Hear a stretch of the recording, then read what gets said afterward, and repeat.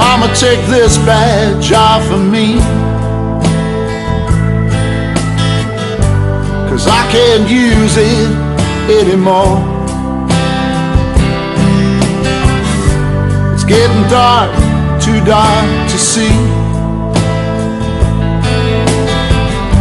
Feel like I'm knocking on heaven's door. Estamos ya en el último bloque del programa de hoy y lo estamos transitando, lo vamos a transitar con nuestro especialista en música, Paul Citrar. ¿Cómo estás, Paul? Hola, Juan, ¿cómo estás? Buenas tardes. Acotarte a la música es una mezquindad de parte. Sí. No, es un poco de envidia. Uno toma la razón de la situación. Sí. Siempre al final, siempre modesto, haciendo cola. Es lo que le toca. Mirá que para recibirte vos me puse el charquito. Muchas gracias, muy amable, le queda muy bien. Gracias. Bueno, finalmente llegó y nuestro querido Bob Dylan recibió su premio Nobel de Literatura. Tal cual. Pero para llegar al premio Nobel te hago la pregunta que yo me estoy haciendo. Como músico, la música de Bob Dylan, y de esto sí quiero que arranquemos hablando, la música de Bob Dylan, ¿en qué lugar la pones? La música estoy hablando, ¿eh? ¿En qué lugar la colocás? En uno de los lugares más altos, perdón, te interrumpí que ibas a tener un vuelo ahí. No, por eso digo, ¿en qué lugar? En el lugar del el Olimpo de los más influyentes músicos del mundo. Exacto, tal cual. Háblame de ello. Sin lugar a dudas. Para mí Dylan es como el punk. 40 años antes, porque es un sistema estético, artístico rupturista. Básicamente lo que hace Dylan es una ruptura permanente en función de una nueva identidad. Eso es lo genial de Dylan, además de la lírica. Ese es otro tema. Después vamos El punk se valora mucho porque es una acción en lo inmediato, casi como un movimiento del arte o una acción dadaísta, si se quiere. Esto que provoca una suerte de corrimiento del lugar en el propio living de tu casa. Viene alguien y te corre los muebles del lugar. Eso fue el punk. Y Dylan también lo hizo en la música. Especialmente en el Festival de Newport en el 65, creo, donde él electrifica el folk americano, que viene con toda una tradición, ¿no? Una suerte de herejía, que es lo que sucede también con el tiempo, porque los movimientos del arte son globales en Argentina. Empiezan a electrificar la música folclórica argentina. Digamos, cuando el Chango Faría Gómez irrumpe con un montón de movimientos extracurriculares dentro del folclore tradicional, y por supuesto que lo mandan a la picota, pero eso es lo que sostiene el movimiento, lo renueva y genera una nueva vanguardia. Eso produce Dylan. Eso es lo que produce Dylan. Esto no está hablando de una estatura musical. Sí. ¿Se entiende lo que voy diciendo? No hay una tradición escrita, no hay una elaboración superlativa en lo artístico, en el concepto de las melodías, las armonías, etcétera. No ha generado nada nuevo ahí, sino que ha provocado una ruptura dentro de lo que significó la ortodoxia, el movimiento, los estándares del momento, ¿no? Una nueva forma de lengua, una lengua franca, como se suele leer en los libros de Eric Hobsbawm. Siempre me cuesta pronunciarlo. Y eso que sabes muy bien inglés. Pero este es alemán. Ajá. Bueno, es inglés, sí, de tradición alemana. Claro. Pero quiero decir, una lengua de su propio idioma, como un dialecto propio, que termina siendo una voz universal. Está bien. Hablando siempre de la música, si nosotros habláramos de músicos influyentes de esta generación del año 60 para adelante, que cuando se masifica, cuando ya aparece, son los albores de la globalización, mayo del 68, en fin, todo ya comienza los jóvenes a ser objeto de consumo. Sí. Se me ocurre, también por mi edad, pensar en Presley, en los Beatles, particularmente en John Lennon. ¿Dylan estaría a esa altura? Sí, claro, por supuesto. Es anterior, es una antesala, es como un escalón previo a la gran industria, a la cual Dylan también se sube. Sí, después, bueno. Eso es muy interesante también. Ajá. ¿Se entiende? Por ejemplo, hace muy poquito estuvo Palo Pandolfo aquí en Venado Tuerto. ¿Quién es Palo Pandolfo? Bueno, es un artista que ha sido mitológico dentro del rock argentino, un músico de culto, inspirador de las nuevas vanguardias, pero esas vanguardias las cuales él heredó, mejor dicho, heredaron su tradición musical, su estética, su forma de componer, su poesía, hoy están en un lugar de privilegio en el cual Palo Pandolfo no lo tiene, o de reconocimiento. Bueno, Dylan estuvo nuevamente ahí. Hay una suerte de lucidez, me parece, de Dylan, de saber mantenerse dentro de las vanguardias. Está bien. Eso sería el Dylan músico. Entonces aparece el lírico, el hombre que escribe. Digo, tiene la misma, olvídate todavía del Nobel, tiene la misma calidad y tiene el mismo valor que tuvo esto que vamos a decir para el mundo de la música y sobre todo para el mundo popular, sí, claro, la cultura popular. Tal cual. La música, la lírica de Dylan con la música que acabas de describir también. Sí, por supuesto. ¿Se compadecen? Sí, van de la mano. ¿Se ensamblan? Sí, ¿Van de la mano? perfectamente.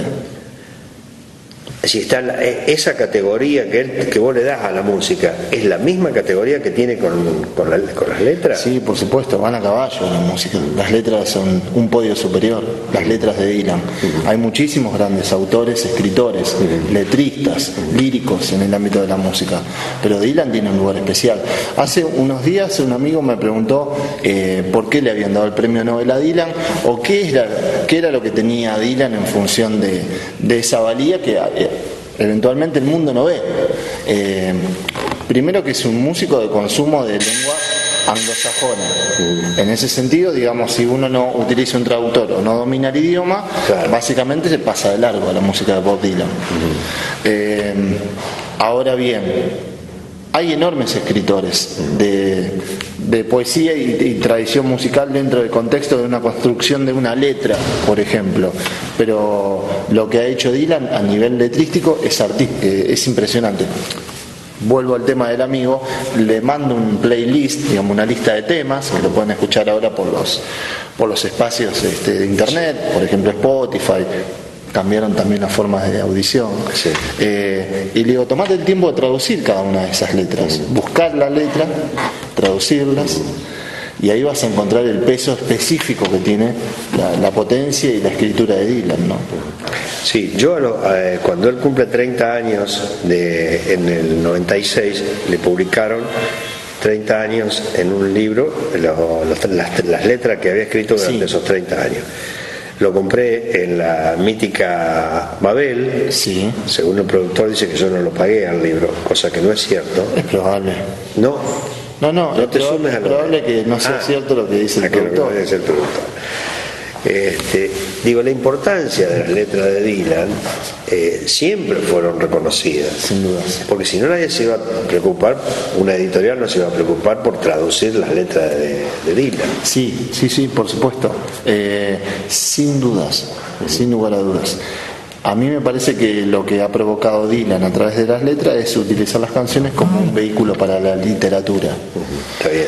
Es un músico que cita un montón de fuentes. Muchos de los que utilizamos ese uso ese consumo cultural los hemos con el tiempo convertido en una suerte de profesión. Está bien. Puede ser también que hoy al mundo le guste. Digo, por la inmensidad que encierran las canciones, ¿eh? Sí. La inmensidad de información que encierran las canciones. Está bien. Puede ser también que hoy al mundo le guste más escuchar la poesía que leerla. Sin duda, claro, porque todo es un canal mucho más rápido. Estamos arriba de otra ola, otra velocidad. A mí me parece que ahí está la intención del Nobel, de mostrar esa apertura y de que la poesía aparece en las canciones. Bueno, a ver, yo pensaba cuando venía para acá, digo, ¿por qué esto? Porque es la pregunta del millón. Claro. Bueno, los textos poéticos de Homero, de Safo, eran musicalizados. Sí. Es un bebé de apenas 500 años. Sí. Entonces, ¿Cuál es el problema que a Dylan le otorguen el Nobel? Sí, sí. Digamos, esta cuestión de que el objetivo dura siempre lo que es el hecho, digamos, el hecho es que le entregaron el Nobel a Dylan. Lo siento por los escritores que estaban en la terna, que son muy valiosos y muy respetados. Si antes de escribir la gente escuchaba Tal cual. los trovadores iban cantando cual. de pueblo en pueblo, ¿cierto? Sin dudas. En ese lugar, ni igual, ni más abajo, ni más arriba, aparece John Lennon. Poco después. Sí, Pero digamos, en eso de conjugar la música y la lírica y la letra. Aunque Lennon empieza a alcanzar un nivel de madurez pasado los 30 años. Antes estuvo un poco más sometido a una estructura de industria de mercado. Dylan lo hace desde el arranque. Sí, Dylan ya es Rimbaud a los 18. Es una bestia, ¿no? Esa es la comparación. Es un ermitaño salvaje, es un eremita, rompe sus tradiciones de clase, porque es un hijo de la clase media alta, Zimmerman, toma el apellido de uno de los poetas emblemas, de Dylan Thomas. Hay toda una herejía puesta al servicio del arte. Está bien, y con cierto chorulismo. Y acá, ¿quién podríamos decir, también hablando de la lírica en la música? ¿El Flaco Spinetta? Sí, claro. Spinetta es uno de los grandes letristas. Sí. ¿Quién más? ¿Pito Nevia? García es uno de los tipos más lúcidos en la forma de escribir. Hay un montón de jóvenes nuevos escritores que son muy interesantes. Gabo Ferro, por ejemplo, ya lo vas a escuchar, te alcanzaré un material para que lo puedas disfrutar. Nevia es un gran autor de canciones populares, pero no hay una lucidez tan profunda. Como esto que vos decís de Spinetta. Es un paisajista, es un paisajista urbano, ¿no? No hay digamos, un filo de una navaja ahí puesto en las canciones, en las letras. El Indio Solari es también es uno de los escritores tal cual, muy un gran fuertes, poeta, muy poético, sí. Bueno, finalmente entonces también le damos el aprobado a nosotros a Dylan. Pero claro que sí, por supuesto. Bueno. Pero si de eso se trata, Claro. de ser Yo me emocioné. abiertos. Yo te digo la verdad. A pesar del paso del tiempo, ¿no? Sí, le decía a Marcelo que no solamente me alegré, sino que me emocioné porque digo, ¿cuánto se lo dará? ¿No se lo dará? Y además, viste, el tipo ya ganó todo, qué sé yo, ganó el Pulitzer, el Caballero de las Artes y las Letras, le faltaba el Nobel y el ídolo de la turbamulta, los dos únicos que no. Sí, está Bueno, bien. le quedará el homenaje del Gordo en otro lugar, pero claro. es impresionante y bien merecido. Y el tipo fiel a sí mismo, se mantiene hermético, no ha cambiado para nada. Totalmente.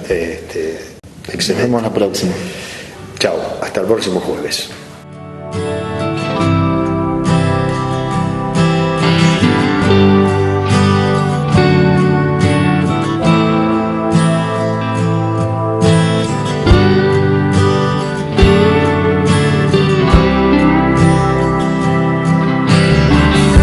Well, Mama, take this badge off of me, 'cause I can't use it anymore.